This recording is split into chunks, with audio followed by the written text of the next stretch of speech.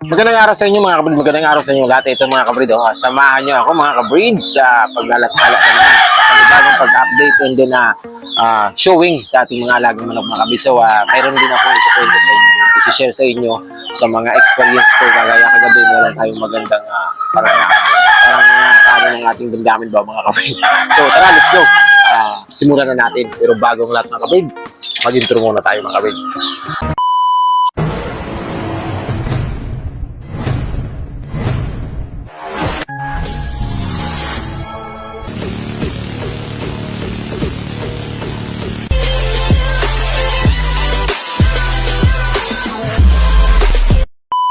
So yan yung mga kabrid, magandang umaga mga kabrid. Simulan na natin. Magandang araw sa inyo mga kaibigan natin. Disclaimer muna mga kabrid, there were no animals that were harmed during the making of this video mga kabrid. This video is for viewing, breeding, and sharing purposes only mga kabrid. I was just trying to share my knowledge on how I raise my chickens and fowls in my small backyard mga kabrid. So yan yung ating wine reed mga kabrid na kiliso. Ano siya, nagpapalit ng balahibo. Ito, nagpapalit din ng balahibo mga kabrid. Pero siya, ay, ayun, nagsimula na. Akala ko po dito mga kabrid, nung nagpalit balahibo, sinibala. Mga kabrid. Ating mga, yan, nasa cording kasi sila, nasa scratching pin. So, mga broadcast natin, natin mga kabrid sa dalawang brother. Ayan o, may mga itim na, may mga bulik, may gray na itim ang mata. Ayan o. Tatlong lalaki na gray. Thank you. Isang babae na gray. Babae kailangan ko. Tapos nakakita ko dito kabrid ng bulik. Meron na tayong bulik na babae. So, tara, samahan niyo ako sa mga kinording natin mga kabrid. Yan mga tira-tira natin yung mga kamatak, mga cages ng lagayan ko ng saging mga kabrid na inano natin na in-improve or in-upgrade mga kabrid para maging pang-sisiw kasi siya. Alam mo yung mga feeder picking na sisiw, yan, binubukod ko sila dyan. Kaya marami akong ganyan mga kabrid. Tapos yung mga inahin natin, yun ang ilalagay natin.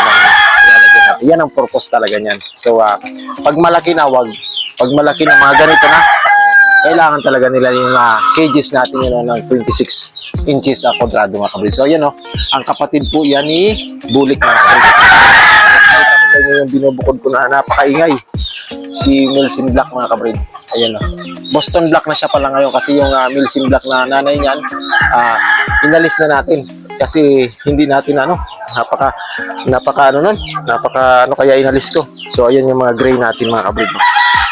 Laging gutom kabrid. Laging mga gutom yan. Pero busog na busog yan mga katawan nila. Ang dami na ng pinapakain ko. Mabilis silang lumaki mga kabrid. Iba talaga yung crossbreeding ng mga palahi kumpara sa mga inbreed. Ito, inbreed pa to sila. Ayan Tapos ito mga crossbreed. Iba talaga yung matatakaw talaga, maliliksi, malulusog mga kabrid. So, ito yung isa, kabrid Third batch mga kabrid. Itim ang tahid niya mga kabrid. Ayan punong-puno siya magpalit ng balahibo. Mula pakpak hanggang buong katawan mga kabrid. Nagpapalit siya. Napakabait niyan. Pero ngayon, ayaw niya na magpahawak kabrid.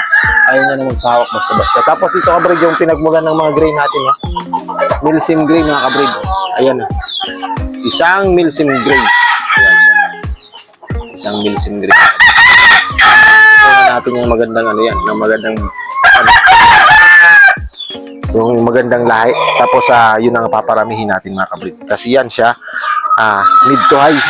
Mid to high siya mga kabrid. I-maintain lang natin ang linyada niya. Pero palalakihin natin ang body composition. Tapos saka natin i-cross mga kabrid sa Boston Black mga kabrid. Boston Black tapos Milsim Gray. Ayos yan mga kabrid. Tapos ito mga kabrid nagpapalit din siya ng balahibo mga kabrid. Sa liig ang simula. Nasa liig muna ang simula niya. Tapos ito yung straight comb natin na naalala niya. Yung parang laging galit mga kabrid. Ayan na siya. So pinungusan ko yan dahil sabi sa akin ng kaibigan natin. Magpungos ka na kasi parang malalaki na sa kanila. Ito naman, hindi ko sila pinupungusan kasi bala ko sila sa isilik ba. Pang-infuse ba? Pang-infuse pa. So, kailangan natin ng kunting dagdag sa linyada. Kasi ito mga kilso talaga ito mga kilso na inbreed yan. Kaya talagang linyado ng dugo niyan, composition is mataas talaga ang linyada ng kilso mga kabrid. So, ayan, mga pasisiw talaga natin mga kabrid, mga pasisiw natin. Ayan sila, mga pasisiw. So, ayan. Samahan niyo ako mga kabrid, punta tayo sa labas. Yung mga naka-cording natin. Ayan. Ayan yung mga cording natin. Yung panahon mga kabrid, umiinit, tapos biglang aambon, medyo may kalakasan. Yun ang malakas makasira sa sistema ng manok natin. Yung bigla, tapos init na naman. Kahit tao nga, mga kabrid, huwag kang magpapaambon tapos mainitan ka.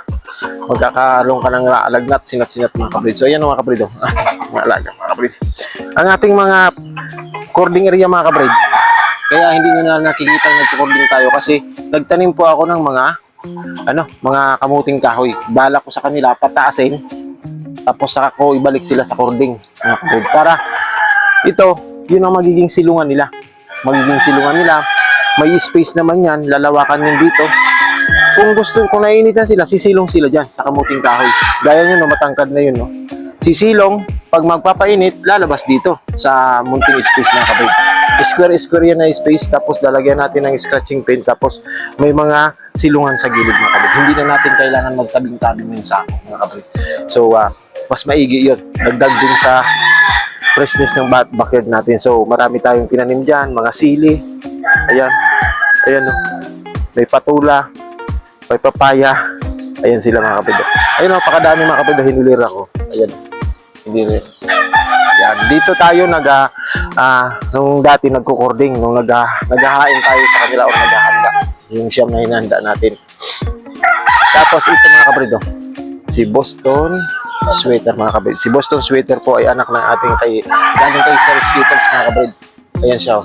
So, binukod ko siya dito. May purpose kasi dito kung bakit sila nasa labas mga kabrid. Ang nasa labas natin ng mga manok is yung mga agresibo. Tapos yung mga maiingay. Yan ang yung mga ayaw magpahawak dahil sobrang iilap. Kunting mo lang, makita ka lang nila. Dahil stages nila yung mga kabrid, yung tipong mailap sila.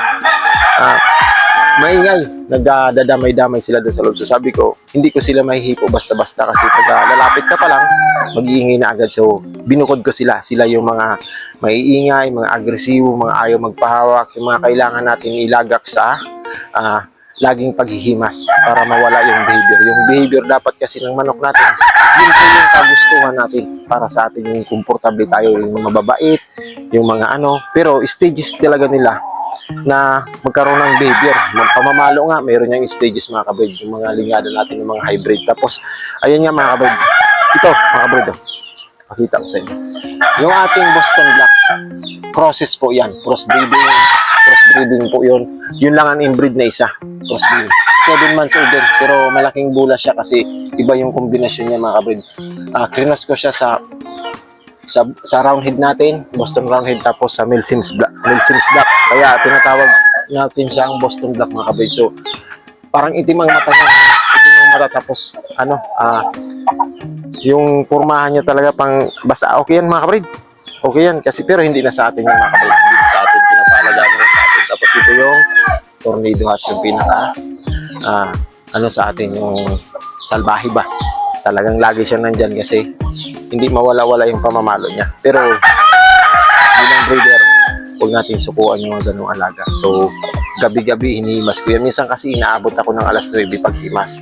Kasi, halimbawa, kabrid, oras na nila ng sa isang buwan kasi kailangan nakapaglalagak tayo ng mga multivitamins, B12, calcium lactate, yung mga injectables, kailangan na ilalagak natin yung buwan-buwan. Tapos yung yung pagpapurga sa kanila, pagpupurga ngayon, ginagawa natin yun, pero patinding checking mga kabrid. Tinicheck natin yung pangangatawan nila. Minsan inaabot ako kabrid ng alas 9. Kaya nakabukod dyan sila. Kasi alas 9, naghihimas ako pag may ingay kasi yan. Yung iba doon, mababait yung pag nahawakan ng gabi. Yan sila, kala mo, something mga kabrid. So, tara, balik na tayo doon at may kukwento ako sa iyo. So, ito nga, masaya kabrid. Masaya ang isi-share ko sa inyo ngayon. So, kagabi mga kabrid, habang nagpapahinga tayo, nakita natin ang isang ano natin, old friend na sinasabi. So, nagkakilala kami ng tao na yun mga kabrid sa isang grupo. Dahil kasali ako dati sa isang grupo ng mga nag-aalaga at nag-aano ng manok mga kabrid, ang Wild Boys mga kabrid. So, shout out sa mga kaibigan natin sa Wild Boys. So, napag-desisyonan ko mga kabrid na umalis sa grupo na yun kasi nga po, breeder ako. Hindi ko alam yung mga sistema nila mga kabrid. So, parang nanliliit ako dun sa kanila dahil ang usapan nila iba. Yung mga exam nila, mga eskwela, mga record, mga ganun. Kaya naman ang nangyasali kong punta. Puro lang ako basa kabrid. So, ang nangyari, nagpaalam ako ng maayos. Tapos, naiwan ko siya doon sa grupo na yun. Tapos, doon siya pumuko sa Blue Up, doon sa FB. Isa-shoutout ko sa inyo mga kabrid, si Sir Alvin Ibal. Shoutout sa iyo kaibigan, Alvin Ibal po. Ang kanyang pong isa Ivan Breeding Farm mga kabrid. So, napakabait na tao. Napakabait. Tapos, ang mga linyada niya mga kabrid, dahil marami na siyang kakilala or marami na siyang kaibigan mga kabrid, marami na siyang napagkukuhaan ng manok. Lalo na yung mga bagong labas ngayon, mga white jacket, mga Paul Sparks Gray, mga ganun. So, ang bait, nagkwentuhan kami kagabi, tapos sabi niya, ayun si GPC, ayos yan, sabi niya sa akin. Hindi naman sa pag-aangat ng sariling manok, sabi niya. Naalala ko kabrid, yung pinagdaanan mo rin, yung pagsisimula daw natin. Ito daw nabubong natin na yero na, dati daw, pinagtagping sako ng patuka ng manok. Grabe ng pagtsaka. Tapos sabi niya, dati yan si kabrid, yung lagayan ng mga manok niyan, yung lagayan ng saging, ayan oh. Pero kita mo naman ngayon, ang tao talaga, pag-passion niya, talagang gagawa ng paraan para mag-improve. Parang ikaw din, kabrid. Kung dati-dati, pag nagkwentuhan sila, tayo ba? Ngayon, nag-ano ka na, nakakapag-out ka na, nakakapag-share ka na, maayos na ang mga sharing mo, marami ka na napagkukunan ng alagang manok na pwedeng ipang-share. Makatulong sa mga nagsisimula. Namamahagi din pati ng mga ng mga alagang manok sa kanyang mga followers mga kabrid. So, napakabait. Alvin Ibal, maraming salamat sa iyo. So, sa mga kaibigan natin, yung mga followers natin, or makakita kayo ng video na to na confused kayo kung paano magsimula ng maayos na manok mga kabrid. Andyan po, isa po yan nire-recommenda ko si Alvin Ibal sa Ivan Breeding Farm. Ivan Breeding Farm ang puntahan nyo, i-pin nyo sa Blue Up mga kabrid. So, napagkwentuhan nga namin hapon ng pinagdaanan din ni Sir Ruel Amano, yung idol namin parehas. Sir Ruel Amano, shoutout po sa iyo. Grabe. Grabe talaga yung hindi mo kalain na parang sirit talaga siya pataas dahil sa sipag at tiyaga at passion niya sa pag-aalaga ng manok. Ngayon, big time na. Pero hindi pa rin nagbabago kabrid. Napakabait pa rin yan ni Sir Ruel Amano. Matulungin pati sa mga small backyard breeder mga kabrid. So, ito mga kabrid na ito na yun. Yun o, yero na siya. Tapos yun, marami pang i-return sa baba sa Cording area. Sana magtagumpay tayo at tuloy-tuloy ang lakas natin. Sir Alvin Ibal, shout out ulit din. Sana po magtagumpay tayo sa pare-pareho sa pangarap. Alam ko, parehas tayong hindi naglalaro or sumasali sa exam. Hindi tayo nagsasabong nga kabrid. Pero, pwede naman. Pwede naman magmanok kahit hindi ka nagsasabong. Kagaya ng ganya, iba yung linyada niya, nagkano siya. Namumunan siya para makakuha ng manok mga kabrid, tapos balik din yung kanyang expenses. Tayo naman, kung ano lang naman dyan mga kabrid, kung ano lang ibigay sa atin ng pagkakataon, paigihin lang natin. Ang nasa isip lang natin is mapaayos ang ating mga alaga, maging healthy sila sa paglaki ng mga kabrid. So ayan, maraming salamat sa patuloy na pagsabay dyan. Sir Alvin Ibal, thank you po ulit. Shout out po sa iyo ulit. Mabuhay ka kaibigan. Hanggang dito na lang. Maraming thank you sa inyo, and then hopefully mga kabrid, lagi kayong nasa maayos na kalagayan.